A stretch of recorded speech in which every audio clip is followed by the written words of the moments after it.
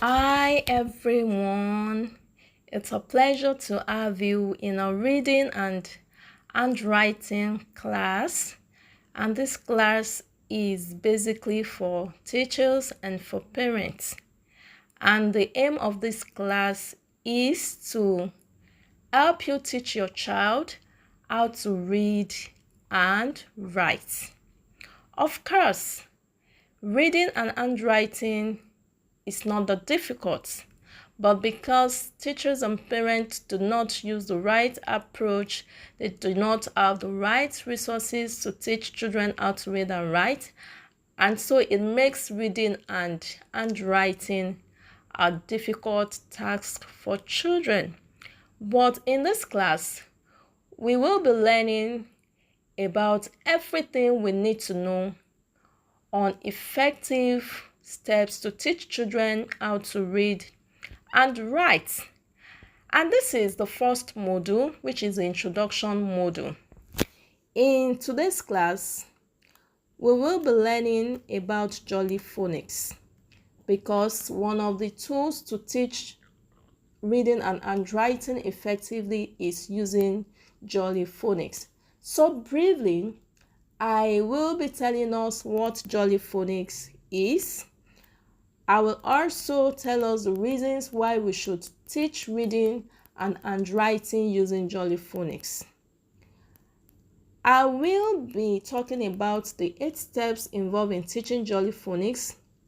We will also learn how many sounds are there in Jolly Phonics and the orders in which we should teach Jolly Phonics to children. There is an order. So all of this we will be learning in today's introduction module. So the question is, what is Jolly Phonics? Jolly Phonics is an interactive and child-centered approach to teaching early literacy concepts. In Jolly Phonics, emphasis is laid on the sounds rather than the letters. So, Jolly Phonics teaches the letter sounds first to the child and later the alphabet. So we all know that we have 26 letters of the alphabet A, B, C.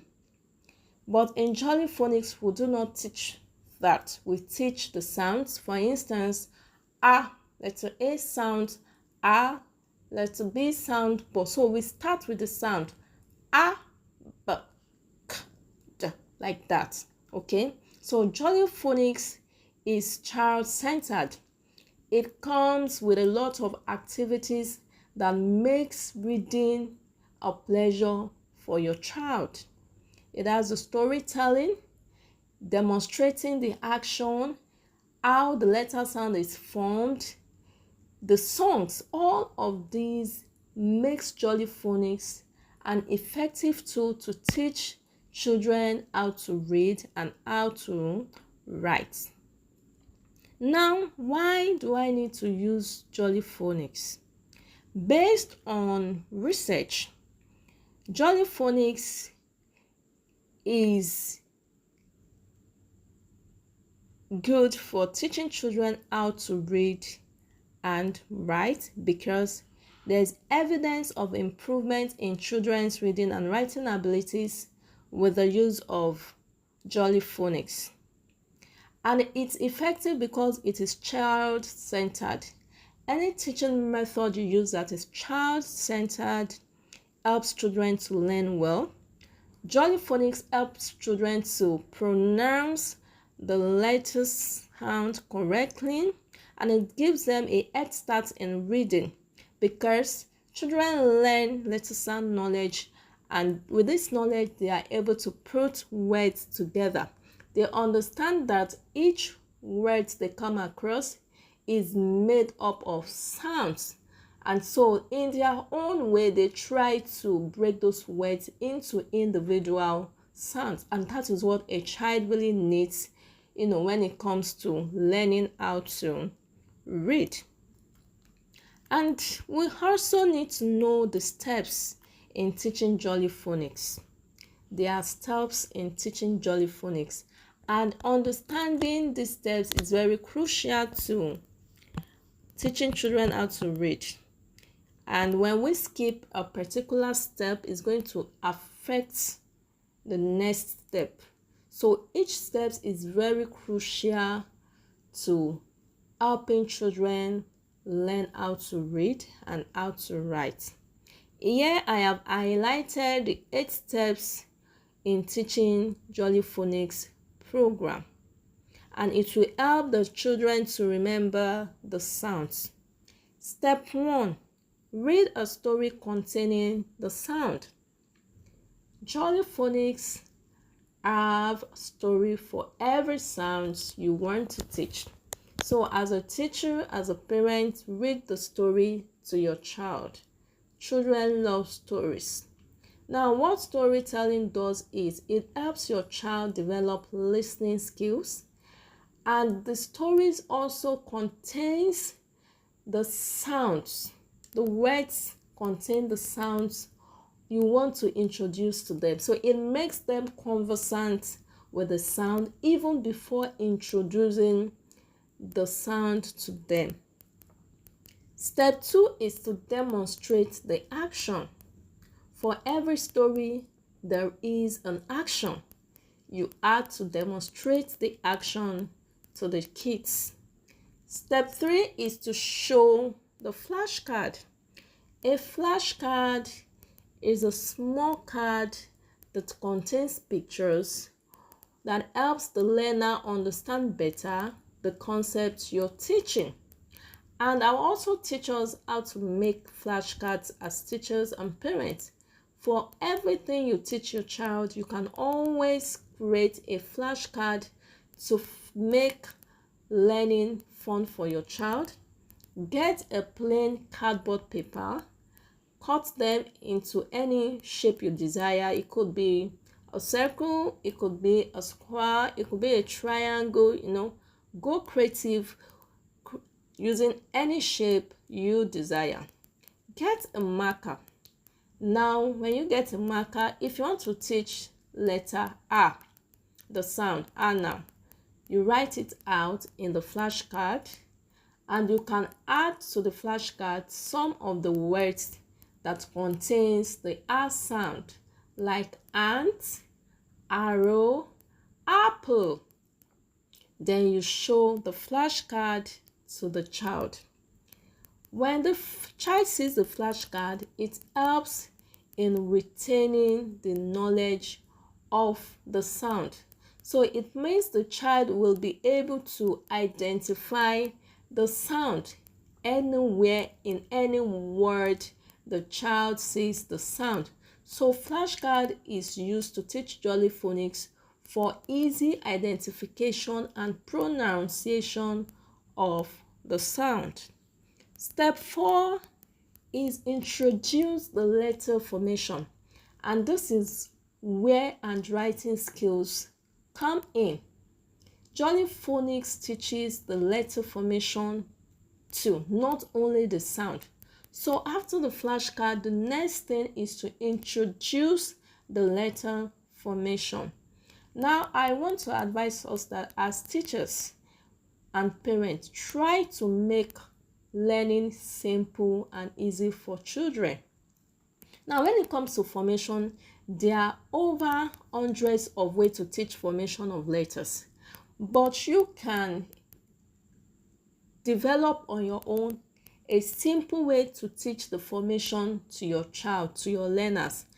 Ensure that it is not too lengthy, it is not full of big vocabularies.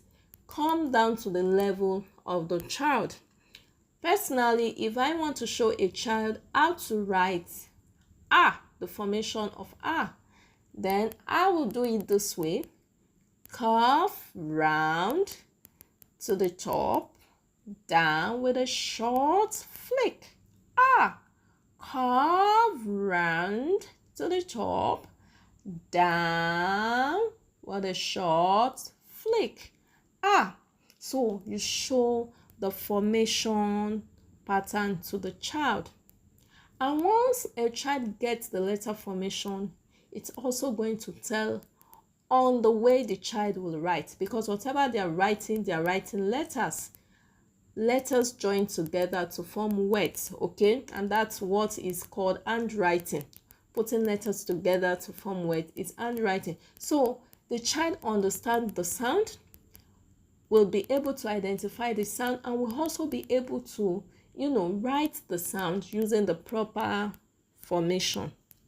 And I want to say this: when you're introducing the letter formation, let the child write it repeatedly. Let the child write repeatedly. So you use an exercise book and you hold the pencil. The child holds the pencil and you hold on to the wrist of the child. And here I want to emphasize that the pencil grip is very important when it comes to handwriting. Use the tripod pencil grip, the thumb, the index finger, and the middle finger rather. The thumb, the index finger, and the ring finger. Those are the tripod grip for holding a pencil. The step 5 is blending the sound together. If I want to teach ah, for instance, and I've given examples of words that contains ah, now we're going to blend the sound together. For instance, if I tell the child ant, we'll blend the sound together. Ah, t, ant. So the child understands that words are formed from sounds, and each word contains an individual sound. So assist the child to identify the individual sound in the words. Let the child call out the sound individually, then blend the sound together. Then the next step, which is step 6, is sounding the letter. Sounding the letter. Ah, ah, ah, ah, ah, ah, ah, ah. Let the child sound the letter. Let the child sound the letter. Step 7 is dictation of the letter. When you have taught the formation and the child has, sounded the letter, the next thing is to give dictation of the letter. Dictation of the letter. So you ask the child to write ah, ah. So what you discover is that at first it may not be perfect, but the child will remember the formation you have taught him or her. Cough round to the top, down with a short flick. The flick may not be perfect at first. The cough may not be perfect at first, but you see that the child already have an idea of the formation, of the letter formation, and thus the child can take the dictation of the letter. And lastly, the step 8 is to sing a song about the letter. Sing a song about the letter. There's always a song for each letter. If you're teaching ah, for example, ah has the song ah, ah, ant on my arms, ah, ah, ant on my arm, ah, ah, ant on my arm, they're crossing me alarms. Ah! So you sing a song about the letter. Now the next course outline is how many sounds are there in Jolly Phonics? Well, altogether 42 main sounds are introduced to the children by the sound rather than the letter name. And the sounds are not taught in the standard alphabet sequence, but instead they are taught in 7 different groups. The Jolly Phonics sounds are taught in 7 different groups. Okay, and these groups help the letters to be combined together to create three-letter words, what we call CVC words, consonant, vowel, and consonant. For instance, cat, cat. So you see that the beginning sound is a consonant. A is a vowel and t is also a consonant. So we call it CVC words. So when the sounds are taught in the groups of 7, it allows a child to start reading three-letter words, which is the CVC words, like a cat, a fat cat sat, a fat cat sat on a mat. So the child will be able to blend three-letter words easily and start reading the moment you have introduced them to Jolly Phonics. Now, in what order should the Jolly Phonics be taught? So there are 7 groups for teaching the letter sound to children, and these 7 groups contain about 6 sounds. It contains 6 sounds that should be taught to children. So we have the group 1, the group 2, 3, 4, 5, 6, and 7. So all of these we will be looking at individually once we start the course in detail. This is just an introduction class where we should understand the tools we are using to teach reading and handwriting effectively. So in summary, how do you teach Jolly Phonics? Jolly Phonics is child-centered, as I've said earlier. So whatever you're doing should focus on the child. Creative activities that the child can also participate in.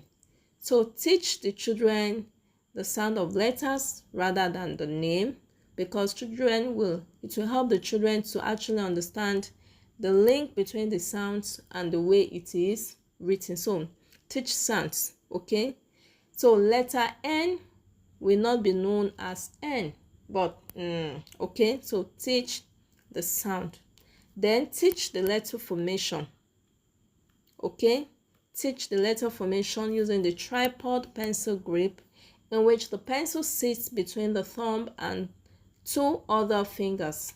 I'll show us a video of the tripod pencil grip, because this skill is a crucial skill to help with the children's evolving fine motor skills when writing. So it is always good as a teacher, as a parent, to ensure that they get the tripod pencil grip right from the beginning.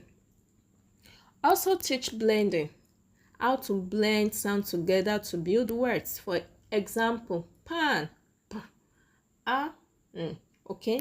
So let them understand that words are made up of individual sounds. Then do segmenting. Segmenting is splitting a word into its individual sound, okay? Making them understand that this is the sounds that make up the entire word. So you break the word down, you write it and spell it correctly, okay? So segmenting helps children decode and write sight words more effortlessly. Once they know that cat is made up of 3 sounds, so when you give them dictation, write cat, they know what to do. When they come across the word when reading, it's easy for them to blend it, because they actually understand that they are individual sounds, so they can segment the sounds and blend it to form a word. Now lastly, teach tricky words. Tricky words are words that the sounds and spellings do not match. The sounds and spellings do not match. Examples of tricky word is she, okay? So the spelling and sound do not match. So the child will not look at she and said, do you understand? So you have to treat it alongside when you are teaching the letter sound. For every letter sound, there's a tricky word associated with the letter sound. For instance, if you teach A is a tricky word. a book. So when the child is reading, the child will not say a book. A is a tricky word, so you teach the tricky word so that the child knows that there are exceptional cases when it comes to that sound. So teach tricky words. This is the end of our introduction module. I want to believe that you understand what Jolly Phonics is, the steps you should adopt in teaching Jolly Phonics, why Jolly Phonics is very important, and you also have learned the 42 sounds in the English language. So in our next class, we are going to be looking at each of the sounds individually. We are going to be looking at the formation pattern, everything, every steps will be taught individually. All right, so if you have questions, please kindly ask your questions. You can send me a voice note. You can, send me a message. I will be attending to all the questions. All right, thank you for listening. Bye.